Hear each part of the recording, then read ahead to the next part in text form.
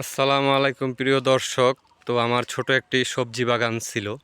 তো এই ৫-৬ দিন আগের যে কালবৈশাখী ঝড়, এই ঝড়ে কিন্তু অনেক ক্ষয়ক্ষতি হয়েছে আমাদের এই বরিশাল অঞ্চলে। তো এই আমার সবজি বাগানটির আসলে কী পরিমাণ ক্ষয়ক্ষতি হলো, তো এটি দেখানোর একটু চেষ্টা করব। তো প্রথমে আমরা এই যে পেঁপে যে চারাগুলো আছে এগুলা থেকে শুরু করব।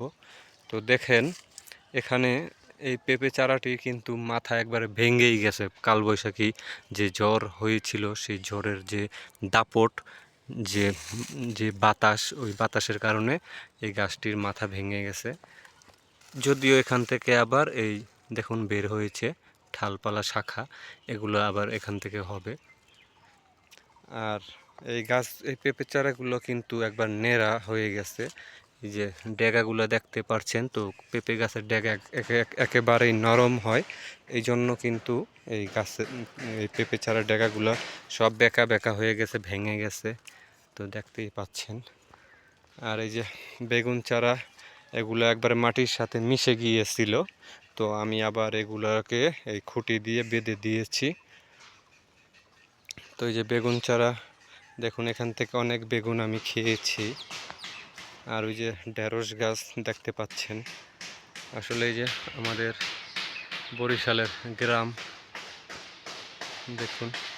আর একটা জিনিস আপনাদেরকে দেখাবো, সেটি হলো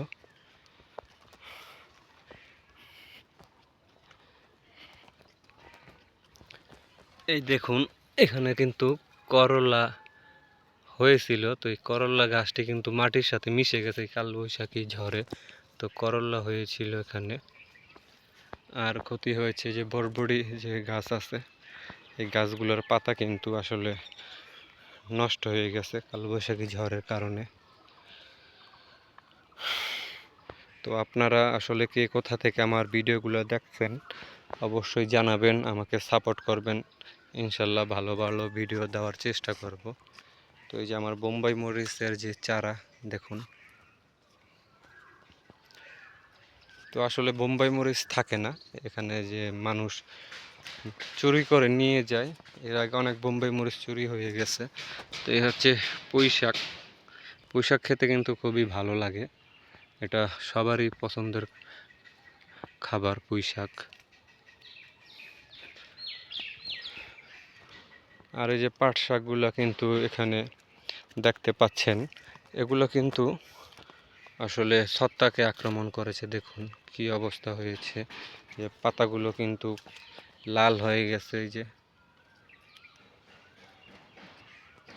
তো অসংখ্য ধন্যবাদ ভিডিওটি দেখার জন্য। আবার কোনো নতুন ভিডিও দেখা হবে ইনশাল্লাহ। আল্লাহ হাফেজ।